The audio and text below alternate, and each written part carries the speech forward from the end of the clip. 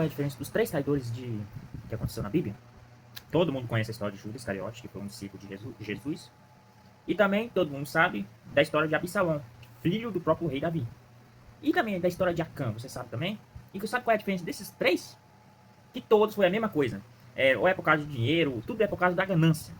Isso que acontece. Às vezes, maioria das vezes, por causa da ganância, você perde a salvação.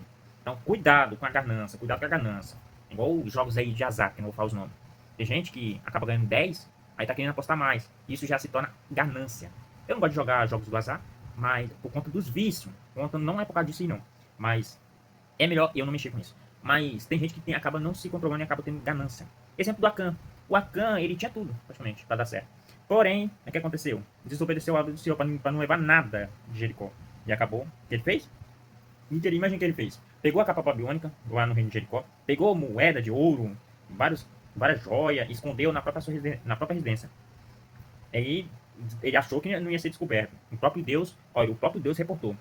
Provavelmente Deus falou mais ou menos assim: Josué, por causa de uma pessoa, por isso que vocês perderam a batalha contra o Ai. Na verdade é três, que é contando com os dois filhos dele.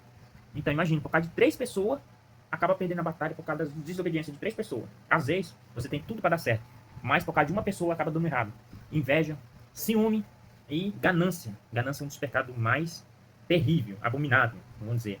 Claro que tem perdão, a maioria dos pecados tem perdão, mas eu acredito que a ganância, para a pessoa sair da ganância, tem que ser uma pessoa que teve uma pessoa busca a Deus, porque não é muito difícil, mano, muito difícil achar. Igual o Absalão, a ganância dele não foi ouro, nem prata, nem diamante, alguma coisa assim, mas sim o trono de Israel.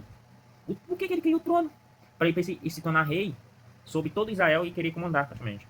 Ele queria também a justiça, porque um dos irmãos dele acabou cometendo um pecado pecaminoso.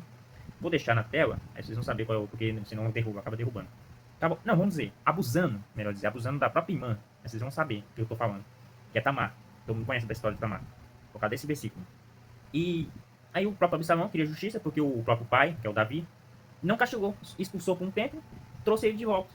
Aí quando ele trouxe de volta, Absalão, ó, matou. Mandou alguém matar. Convencendo pelo um dos amigos dele e acabou matando, praticamente. Eu acredito que por causa das falsas amizades influencia também na questão dos conselhos. Esse é o vídeo.